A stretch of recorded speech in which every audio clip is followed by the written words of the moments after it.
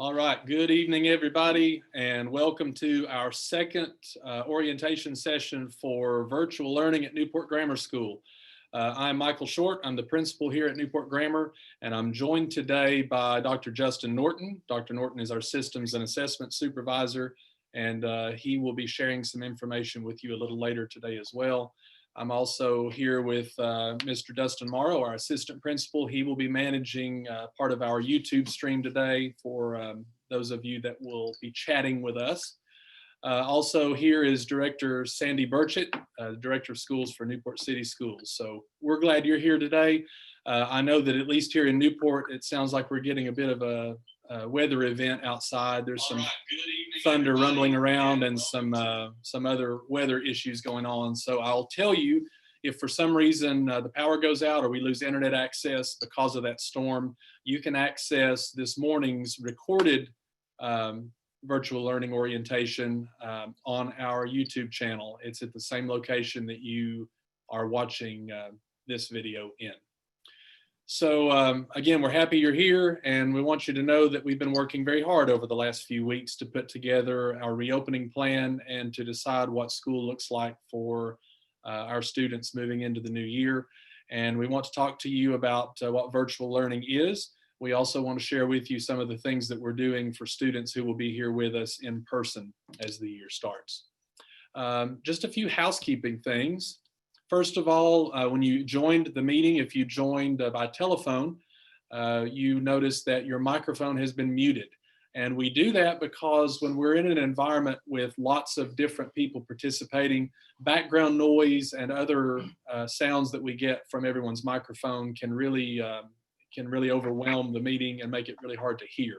So everyone has been muted, but we do want to hear from you. Mr. Morrow will be monitoring the chat box. For those of you that are watching on YouTube, you can pop a question into that chat box at any point during our presentation today, and we will do our best at the end of the material to go back and look at some of those questions and hopefully answer some of those for you.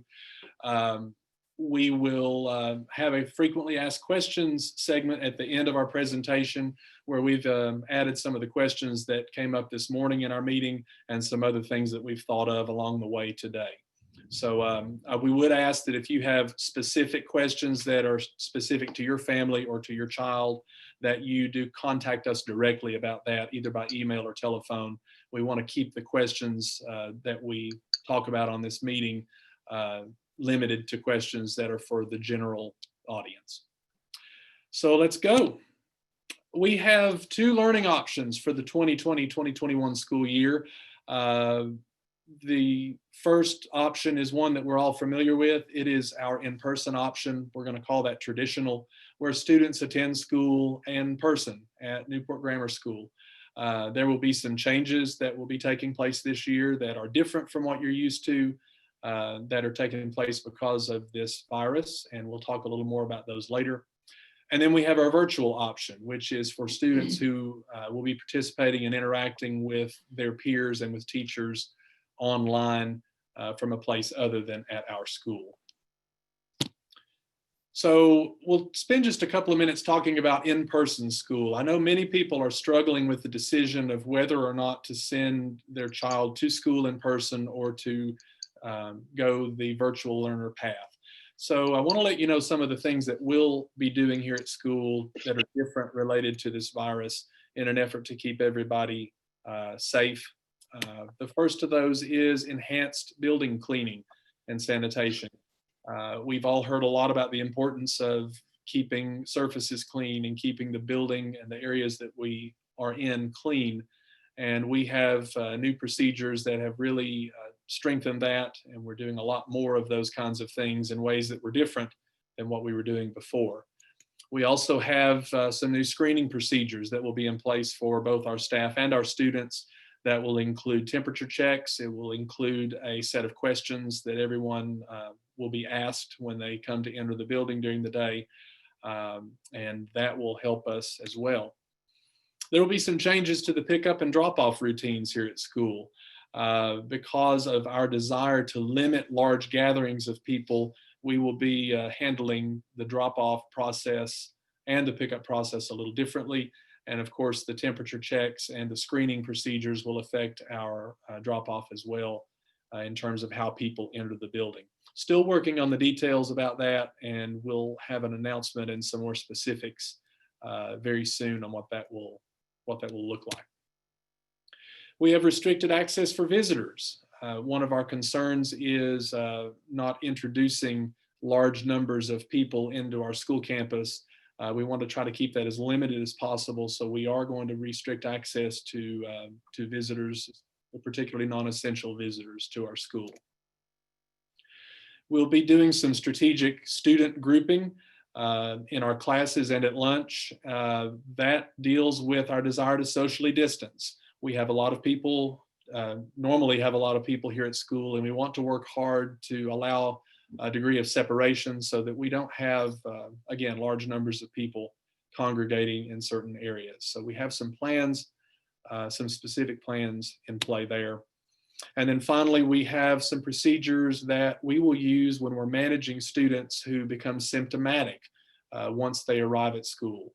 If something happens, within the school day, we have some protocols in place on how we are going to handle situations with students who become ill while they're at school.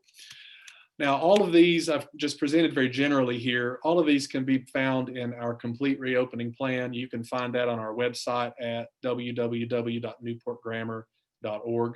We posted that on Monday after our school board meeting. So a lot of that information will be covered in there as well. So at this point, I'm going to ask Dr. Norton to join our conversation here. Again, Dr. Norton will be overseeing a large portion of the virtual learning process here at school. So Dr. Norton, we'll turn it over to you. Okay, so when we're talking about virtual learning, there are essentially two types of learning that will be taking place. When we talk about those, we have names for those, one specifically being the first, which is synchronous learning. And this would be where students will have a live interaction with their teachers. And then we also have asynchronous learning, where students will be completing their assignments, their activities, things that are assigned to them by the teacher independently. It will not be a set time when they have to do these. The teacher may post a video or instructions for the students to follow. The students will complete that independent of being live with the teacher. Now, for all of our students, we have made the decision that all of our students will continue to be taught by their regular grade level teachers, as well as their special area teachers. And in addition to this, we have made the decision that when it comes to moving between virtual and in-person learning, that we are going to ask parents to commit to a 9-week grading period for virtual learning. So that means that at the beginning or the end of the 9 weeks, parents may choose to move their student either to or from virtual learning back into in-person learning. With this, there will be no penalty or no cost switching in between the two, but we do have to limit the amount of switching between the two because of scheduling and to make sure that students are where they're supposed to be academically. And so we ask that we keep that at the beginning and the end of a 9 weeks.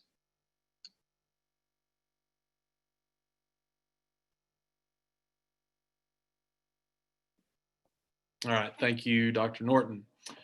Now I'd like to talk to you just for a moment about student registration. There have been lots of questions over the past couple of weeks about what registration will look like, particularly for folks that choose to be virtual learners this year. We're looking to have two options at this point. One of them is an option that's new to us, and that would be for parents and guardians to complete the back to school registration process online. We are working with our student information systems vendor to open the parent portal for Aspen, which would allow for the completion of all of those back to school documents that we normally see electronically. So that would essentially make the registration, the back to school process paperless.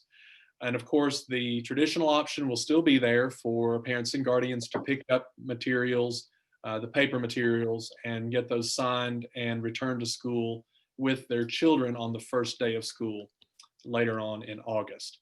Again, that online registration is something we're working to build right now, and we'll have some more information out for you as we learn more from our vendor. I do need to make a note that folks that are new to Newport Grammar, if you're a new enrollee in our school district, there will still need to be an in-person visit to complete the enrollment process. There are a couple of extra steps associated with enrolling in school.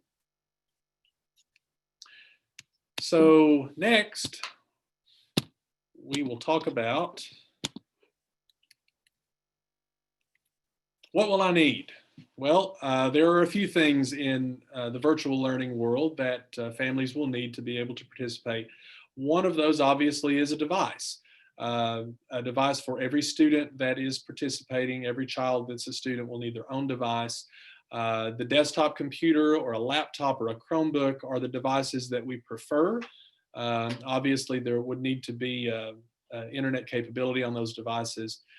Tablets will work in certain situations, but they do have limits. With a tablet, it can be difficult to print. Some tablets will not run the programs necessary for virtual learning and will not be able to access the same kinds of things that computers or laptops or Chromebooks would. And then, of course, cell phones are even more limited, not only by the screen size, but by the processor power, and again, the ability to open and interact with the documents and the programs that we will use for virtual learning. Internet access is a must. Broadband internet access, high-speed internet access. We're thinking of the local providers, Newport Utilities, Charter Communications, Comcast. If you have a satellite internet provider, that would likely work as well. But high-speed internet is an important component for online learning too. A quiet, distraction-free space. Now, this is something that even our traditional students need access to. That's a place at home or maybe somewhere else where you can go into a room and close the door and have some peace and quiet to be able to focus and to concentrate and to hear the interactions with your peers and teachers. So that is an important thing, particularly in virtual learning. I know that like many of you, I've been involved in more Zoom meetings in the past 3 or 4 months than I have my entire life. And sometimes those take place at home.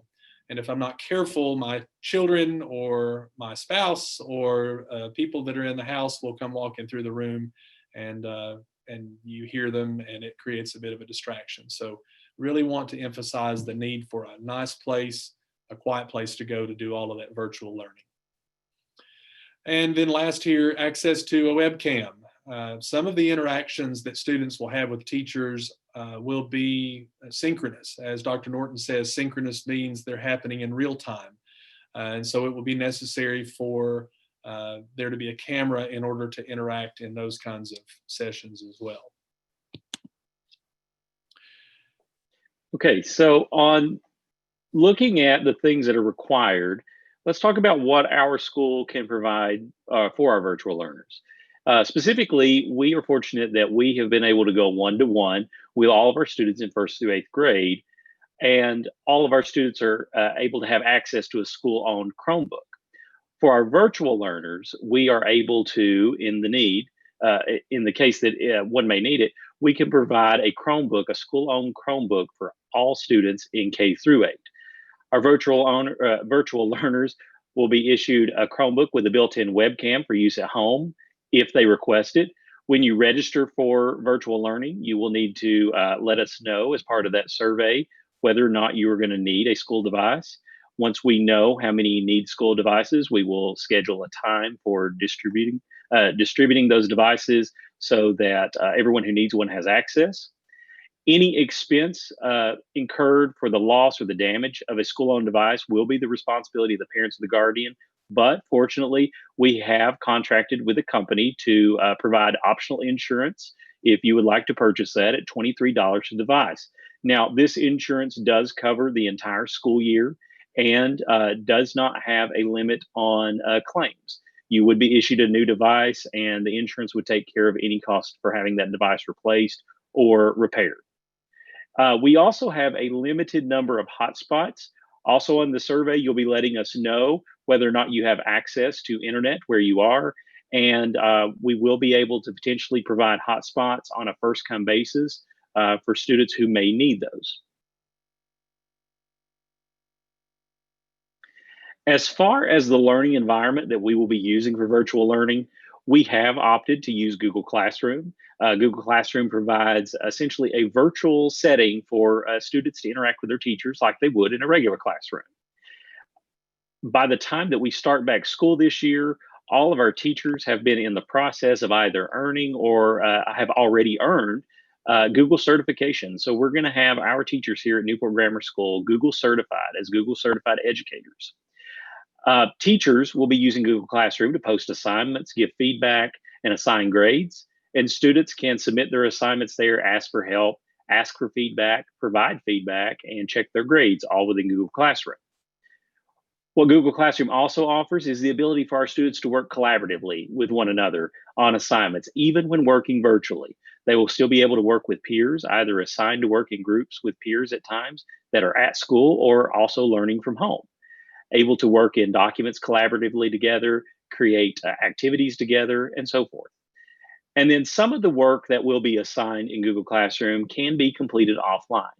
The way Google Classroom works and the Google Suite works, if an internet connection is lost or disconnected, anything that the student is working on will save itself once the internet connection is restored. So there is the possibility if the internet goes out or something along those lines that the student's work will be saved.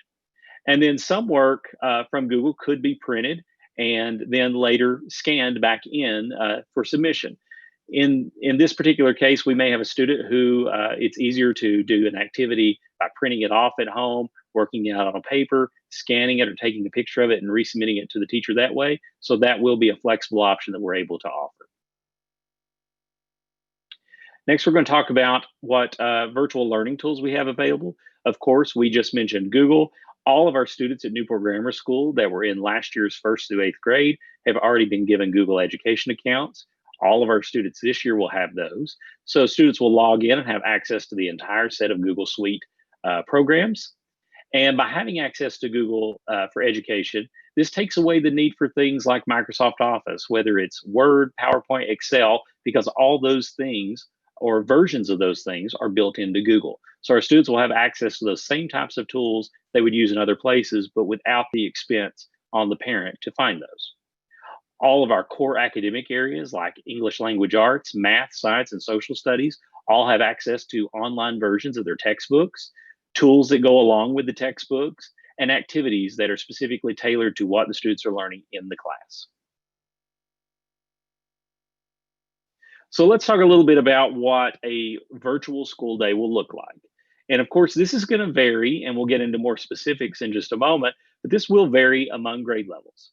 Our students will be participating in a mixture of both synchronous and asynchronous learning activities. They will potentially have synchronous activities that they have to complete in real time, in person, interacting with the teacher at some point during either the school day or during the week. Then they will also have other assignments that they will need to complete that will be asynchronous, that they will submit to the teacher as part of their participation for that day or for that portion of the week. Students in our virtual learning setting will be completing the same or similar assignments to those who are in person. Our goal has been to make sure that the students who are learning at home are learning the same activities, being taught by the same teachers, and going through the same steps and having the same quality education they would have if they were in person. We will have to make some adjustments, of course, to some assignments that are a little bit different when you're having to complete them at home versus doing them here in person. But all activities will need to be submitted daily. That way students get credit for that particular day, and we'll come back to that particular topic when we talk about attendance here in just a minute. So as far as what a day looks like in each grade band, in grades 3 through 8, the state requirement is that students have 6.5 hours of instructional activities a day, plus a 30-minute break for lunch. This includes having activities in English language arts, math, science, social studies, RTI, PE, and the related arts such as art, music, guidance, library, and technology. In the same goes for grades 1 through 2, where they will have 6.5 hours of instructional activities a day with a 30-minute break for lunch. They will have English language arts, math, a blend of science and social studies, phonics instruction, RTI, and again, PE and the related arts. And then in kindergarten, 4 hours plus a 30-minute break for lunch with English language arts, math, phonics, RTI, PE, and the related arts. In this particular case, the teachers will design activities where if the student completes either the recording or the in-person live interaction with the teacher, and then completes the activities that are assigned to them, that will constitute the amount of time they were supposed to spend on the day. Now, this may vary among students. Some students may finish more quickly than others, but all the work is designed to take no more than about 6.5 hours of the day to complete for all the courses. As far as attendance goes, attendance is going to be something that is collected daily by the teacher. Students will be having daily participation to complete assignments, and these will be used to count them as present for the school day. If a student needs to be absent, documentation will need to be submitted to the school, and this can be done electronically in order to excuse a student from the day's learning. The same types of excuses that are accepted for in-person learning will be accepted for virtual learning, and that includes doctor's notes, dentist notes, court notes, as well as 3 parent notes per semester. We still have to follow state attendance and truancy laws. These still apply in this situation. And per state guidelines, at this point, we are told that students in grades 3 through 8 will have to come on site in the late spring in order to take T&Ready testing. If this happens to change, we will let parents know. But at this time, it is still on the calendar by the state that we will have to do this. Thank you, Dr. Norton. Now, the question we've all been waiting for is, when do I need to commit? When do I need to let Newport Grammar School know whether I'm going to be a virtual learner? The answer to that is pretty quickly. We've set Monday, July 27th as our deadline for completing the learning contract, the virtual learning contract. That form is now available on our website, www.newportgrammar.org. You can then click a button that will take you right to that form. You can complete it online. I would encourage you to read it carefully. There's lots of fine print and lots of information included there. As Dr. Norton said, you will tell us in that document whether you need assistance with a device or with internet access and things of that nature. It will also give several assurances just so that we can be sure that you're clear on the expectations for participation and attendance and so forth. We've already discussed that participation does require a 9-week commitment. And at the end of the first 9 weeks, there will be a window of time during which you can elect to move to the other option, rather from virtual to traditional or from traditional to virtual, in order to keep our teachers able to be consistent in interacting with their students and in planning lessons. And as we've said earlier, there is no cost or penalty associated with switching between in-person or virtual learners. You may have heard that some districts are charging a fee for folks that decide to move from one to the other. That has mainly to do with the platform that those districts are using to present material. Some districts are paying for a platform to use based on the number of people participating. And when someone moves from virtual back to traditional, the district does charge that fee to sort of recoup some of the money that was spent on that learning platform. So, frequently asked questions. We received several of these in the days and weeks leading up to this meeting, and we've received several since our initial broadcast this morning. So some of the questions that you may be asking in the chat box during this meeting could have already been answered. So we're just going to dive right into those. The first question deals with tuition. Will tuition be different for virtual learners? And the answer to that is no. Traditional students and virtual students have access to the same teachers, to the same instructional materials, and to the same educational process. So the tuition rates will be the same regardless of the path that students take. The next question is, if my child is a virtual learner, how can my child get meals? That's a very good question. If you remember back in the spring, we were distributing meals from our gym parking lot when the first closure happened. And we are going to be able to do something similar this time, but we will need for parents who are interested in participating in that to contact our cafeteria manager, Christina Lease, to arrange for a curbside pickup. And we'll give more details on what that process will look like in the coming weeks. Next question also about meals. Will meals for virtual students be free as in the spring? We remember that during the spring, the unusual situation we faced, we were providing breakfast and lunch free of charge for any student that was under the age of 18. And we were glad to be able to do that.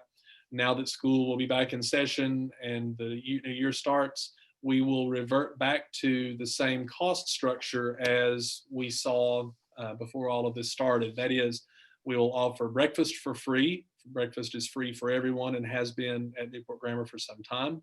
But the lunch cost will be determined by the student's free or reduced lunch status. So if a student attending in person, if a student were to attend in person and would be expected to pay for their lunch, the same would be true for those that would be picking up lunch virtually. For in-person students, who will rotate, the teacher or the students? And the answer there is the students will move from group to group. We're talking mainly about grade levels 3 through 8, where students attend multiple classes. In this scenario, students will move as a consolidated group from one classroom to another. Teachers will remain in their assigned classrooms. Their supplies are there, their instructional materials are there, and it just makes things a little more efficient to move students as a group as opposed to moving teachers from room to room. Next question is, are virtual learners permitted to participate in athletics and clubs? And the answer there is yes.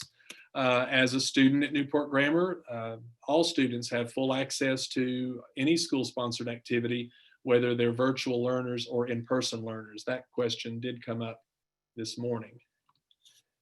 Our next question, who do I contact if I have questions about my child's IEP, 504, or some other service such as OT, PT, or speech? And the answer to that is the same answer we would have for traditional students. All of those questions should be directed to our federal program supervisor, Amy Burchett, and her contact information, along with all the other administrators' contact information, will be provided for you on the last slide today. Our next question deals with classroom supplies. Will virtual students receive the same classroom supplies as in-person students? And the answer there again is yes. We will establish a pickup date for virtual students to obtain class supplies. We'll announce that at a later date. And those supplies are most likely going to be limited to instructional supplies. Supplies that are cleaning supplies will remain at school to be used at school. And of course, if a student who initially starts as a virtual student returns to be a traditional in-person student, the expectation would be that the student would bring the supplies back to school with them when they made that transition. How will virtual students receive announcements? There are a couple of different ways we could go over the word announcements. Of course, at school, in person, we do announcements over our intercom each morning, but there are also announcements that are made from the school about athletic events and about due dates for assignments and picture days and so forth. All of those kinds of announcements could come to you in a variety of ways. Most teachers will send that out as part of a Google Classroom message or maybe a Dojo message. Anything that affects the entire school, of course, we will most likely place that on our school website and other online platforms, Facebook and all of our other media platforms there. And the last slide that I have for you is our contact information. All of the people in the room here today, in addition to Mrs. Amy Burchett, are listed here. You can contact any of these people by the email address listed. Of course, you can also call the school and leave a message for us or to speak with us in that fashion. At this point, I'm going to turn to Mr. Morrow, who's been collecting some questions here. It's not too late. If you haven't asked a question yet, go ahead and pop that question in the chat box. And if we're able to answer that tonight, we will do so. And if not, we will add to our list of frequently asked questions and get that information out just as quickly as we're able to find an answer. First question was actually came to us from Facebook. Who decides what phase we are in? And of course, we're talking about the phase for our school operations. We currently have 4 different phases, and that is determined by the local government, specifically our mayor. There is a COVID task force that is involved in making those decisions, and those decisions are going to be made on a weekly basis. And at this point, my understanding is those will happen on Thursdays, and the decision made on Thursday will affect what happens the following week. So again, that decision is made by a team of people at the county level and the city level, and they communicate that information to us. Will in-person classes still be an hour? That again will depend on grade level. For self-contained classes, kindergarten, first and second grade, some classes are actually 90 minutes. But for upper grades, 3rd through 8th grade, class periods are typically an hour. I'm going to say at this point, they're going to be something similar to that. That may change depending on the number of people that we end up having that become virtual learners. One of the things that we have yet to develop right now is an in-person class schedule. So many of those elements will be determined based on how many virtual learners we have, and therefore how many students we're going to have in person. It could change the number of classes that we have. It could change the number of class period rotations that we have. But at this point, I think the expectation is going to be right around an hour, as it has been in the past. Our next question, will classrooms be cleaned between class changes? The answer to that, you can find all those details in our school reopening plan. It goes into great detail about cleaning protocols. That's going to be based on, again, our phase. We have one of the 4 phases in play at any given time, and the phase will determine the frequency and the intensity of the cleaning of classrooms. Still waiting. If there are any other questions, you can still pop those into the chat box.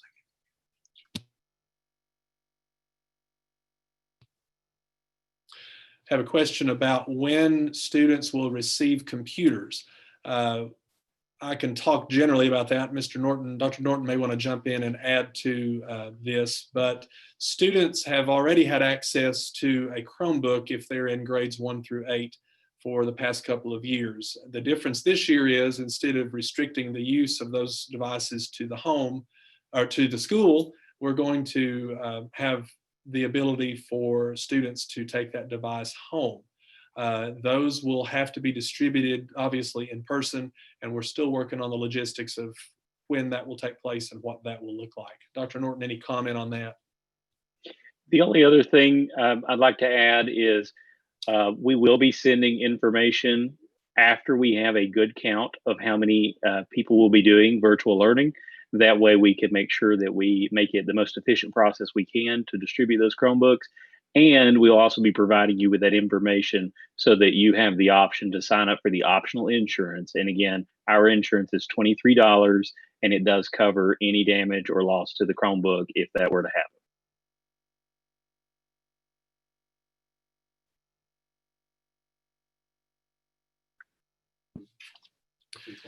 We had a question about what's the possibility of a full closure again.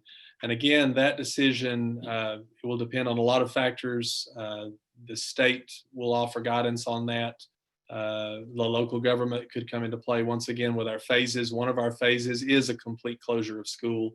And to get to that point, again, the task force would make that decision, and it will be based on a lot of factors on the ground, current health conditions, and mandates from the state, and so forth.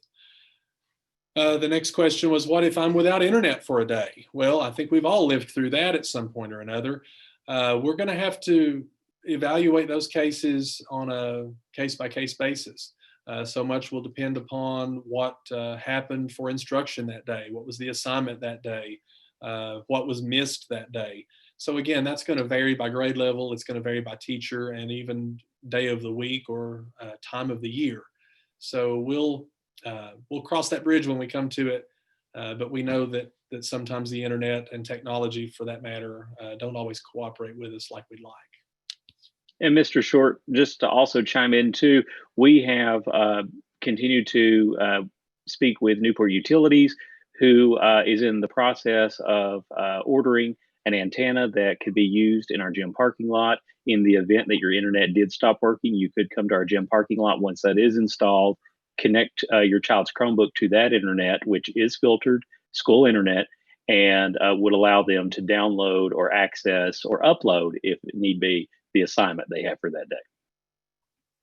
Thank you. That's good information. Also, just in general terms, there are a lot of places around town that offer free Wi-Fi in parking lots. I think, of course, the library and some other places have availability of internet if home internet becomes an issue. Still time for questions. We'll take just maybe 60 more seconds for anyone that has a question that hasn't been addressed that we can ask, that we can answer for you.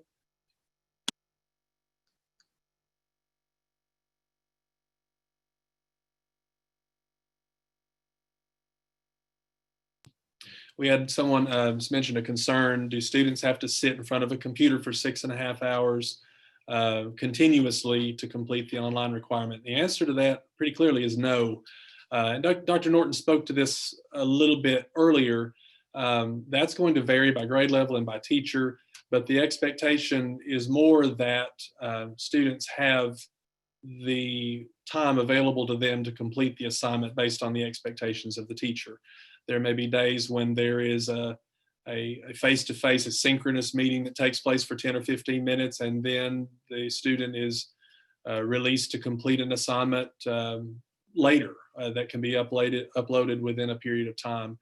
But the expectation certainly is not to be glued to a computer for 6.5 hours or locked in a room with a computer for 6.5 hours. That's not what we're saying here at all. And our design for our program is also taking into consideration that there will be times when maybe the child is going to need help from their parents on an assignment, or would like that help, or the parent would like to sit down and be part of the learning that's going on in terms of going through the assignment and making sure that they're doing it correctly.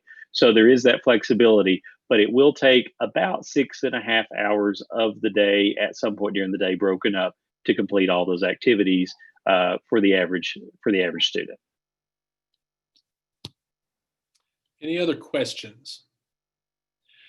Once again, if you have student-specific questions that maybe you're not comfortable mentioning here, or that have a need of a more in-depth answer, we invite you to contact us at the email address on the screen, or to call us, and we'll be happy to do our best. We will be releasing new information regularly from now until the start of school, so we want to encourage you once again, spend time looking at our reopening plan, spend time looking at our media outlets, our website, our Facebook page. We will be making some pretty important announcements there about registration and some other details that we're working on right now. If there are no other questions, we will end our session tonight. Once again, we appreciate you spending time with us, and this video will be archived on our YouTube page, the same page that you went to view the live stream. The recorded version of that will still be available, and you can refer back to that if you need to. And once again, we appreciate your patience. This is uncharted territory for us.